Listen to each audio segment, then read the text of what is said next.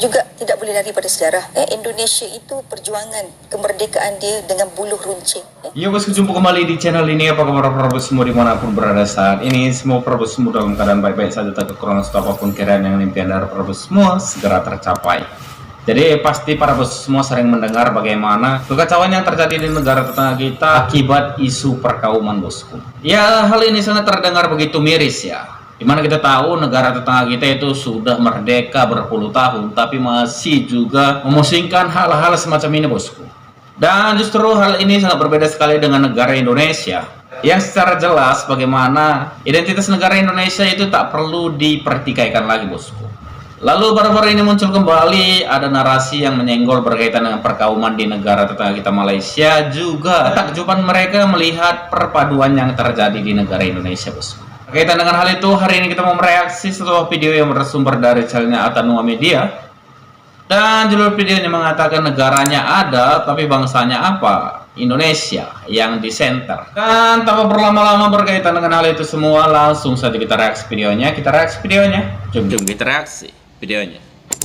Bila kita merdeka pada 1947, kita tidak ada satu wawasan seperti satu negara, satu bangsa dan satu bahasa yang jelas. Tidak seperti Indonesia. Dan saya bangga di Indonesia dari mula tahun 28 sampai ke Merdeka 45, mereka menggunakan satu nusa, satu bangsa, satu bahasa. Yang saya rasa itulah spiritnya. Bagi kita perlu jelas. Sampai-sampai bangga mereka ya. Iya, banyak pemikir-pemikir di sebelah yang membicarakan soal persatuan dan kesatuan di negaranya yang saban hari bukannya membaik tetapi makin terjerumus pada pemahaman perkauman. Salah satunya tentang konsep negara bangsa yang hingga hari ini masih menjadi perdebatan walaupun ada retorika soal itu. Namun sepertinya masih pada batas lip service. Sehingga ketika mereka membedah persoalan tersebut di negaranya, maka Indonesia dijadikan contoh. Malaysia melalui proses sejarah yang berbeza. Demografinya agak berbeza. Saya tak nak pergi ke situ dengan saya nak lompat sedikit. Jadi bagi kita, bila kita merdeka pada 1947, kita tidak ada satu wawasan seperti satu negara, satu bangsa dan satu bahasa yang jelas. Tidak seperti Indonesia. Dan dasar kita lebih kepada integrasi. Maknanya memberi ruang kepada kepelbagaian untuk diraihkan.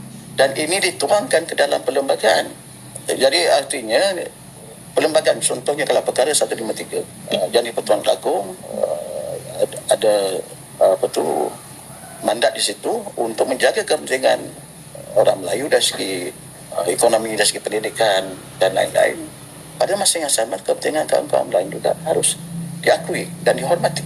Jadi itu menunjukkan integrasi antara dua kepentingan itu mesti ada balance, ada keseimbangan di antara itu. Dan juga konsep semasa merdeka ialah kesatuan dalam kepelbagaian.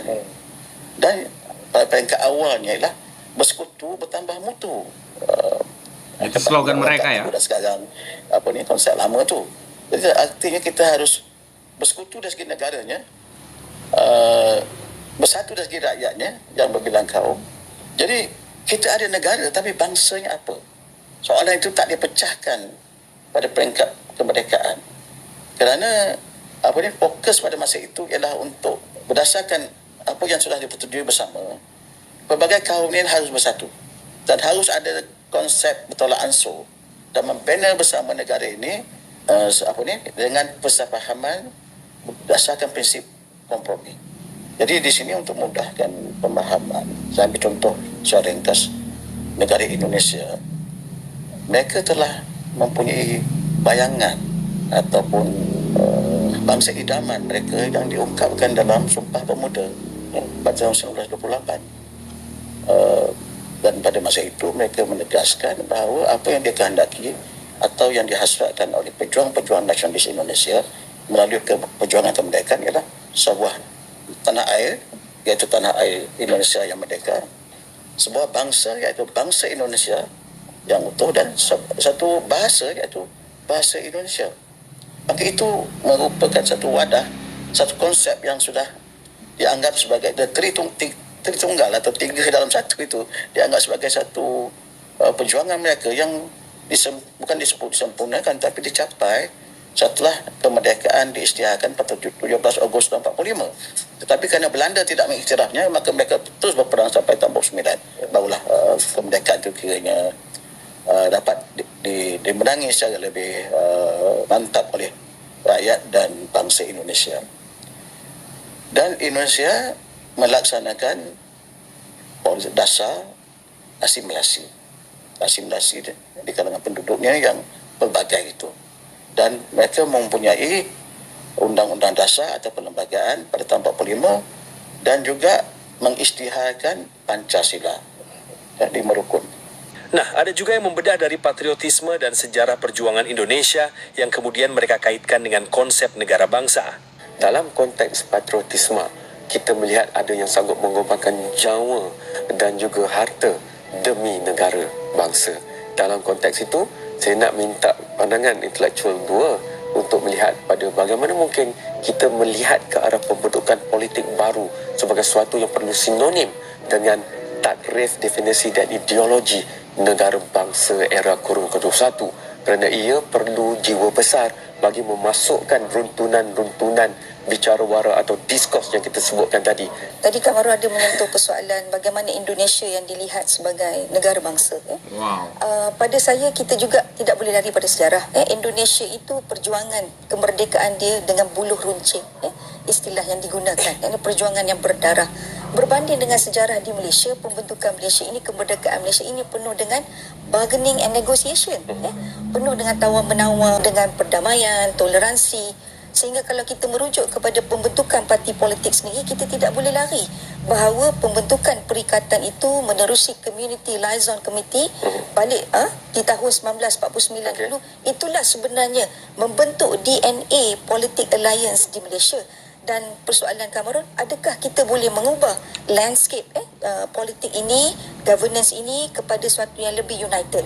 Itu adalah satu, pada saya, agak impossible, Okay. Kerana sejarah pembentukan DNA Malaysia sendiri itu ialah unity in diversity. Saya nak tanya pendapat Puan mengenai konsep bangsa Malaysia yang dilaungkan oleh generasi sekarang ni. Sebab yang kita bincangkan tadi adalah bangsa Melayu. Apa pandangan Puan tentang bangsa Malaysia ni? Bangsa Malaysia ni bukan sepatutnya. Bangsa Malaysia ni tidak boleh ada. Tidak boleh ada, nombor satu. Nombor dua, mustahil kita boleh adakan bangsa Malaysia. Dan saya sebutkan tadi, ras-ras bangsa tu tak banyak. Katalah, bolehkah mereka sebut sebagai bangsa New Zealand? Tak ada. Tak ada dalam buku mana pun yang katakan bangsa New Zealand. Bangsa Singapura, adakah bangsa Singapura? Tak ada. Because pecahan ras-ras bangsa ni, dia terjadi, saya sebut tadi, akibat daripada evolusi pembentukan tu makan masa yang lama. Itu nombor satu. Nombor dua, untuk nak jadikan bangsa yang satu bangsa ni, dia punya ciri-ciri, banyak ciri-ciri mereka sama. Keserasian apa tu sama. Dengan bangsa asing kita susah nak sama. Susah. Nombor satu, agama. Nombor dua, pemakanan. Dia susah nak sama, nak katakan bangsa Malaysia susah. Jadi kalau itu nombor satu. Nombor dua, kalau kita sebut sebagai satu bangsa, kenapa ada sekolah Cina, kenapa ada sekolah India, kenapa ada sekolah Arab and all those things. Jadi itu pemecahan pembahagian kepada bangsa-bangsa itu pun dah orang kata obvious sangat jadi itu nombor dua. Nombor tiga, kalau kita sebut bangsa Malaysia, kita menguburkan sendiri bangsa kita. Bangsa Cina terkubur, bangsa India terkubur, bangsa Melayu pun terkubur. You think they want to kuburkan bangsa dia? I don't think so. Takkan kita nak kuburkan bangsa kita, Kita ni, kita patut berbangga, the word is bangga dengan bangsa sendiri. Mereka bangga dengan bangsa mereka, itu sebab mereka bercakap bahasa mereka sendiri. Dan demikianlah video reaksi kita hari ini, bosku.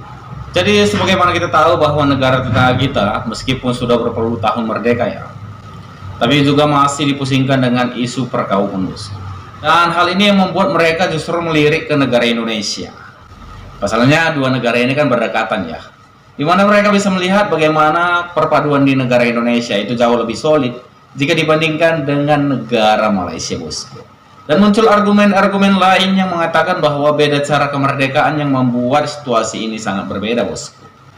Karena ya tentu kita tahu bagaimana cara negara Indonesia merebut kemerdekaannya, yaitu dengan perjuangan, pengorbanan, dan banyak pahlawan yang harus berkorban. Juga hal ini sangat berbeda sekali dengan apa yang dialami oleh negara tetangga kita, di mana kita tahu mereka justru lebih mengutamakan diplomasi, ya, perundingan, demi bisa mendapatkan kemerdekaannya, bos. Juga berkaitan dengan hal ini, bagaimana ini menurut tanggapan Prabowo semua berkaitan dengan video rekta hari ini? Jangan ragu, jangan sungkan. Tinggalkan pendapat Prabowo semua di kolom komentar di bawah video ini. Dan terima kasih banyak telah menonton video ini sampai dengan selesai. Sampai jumpa lagi di video berikutnya.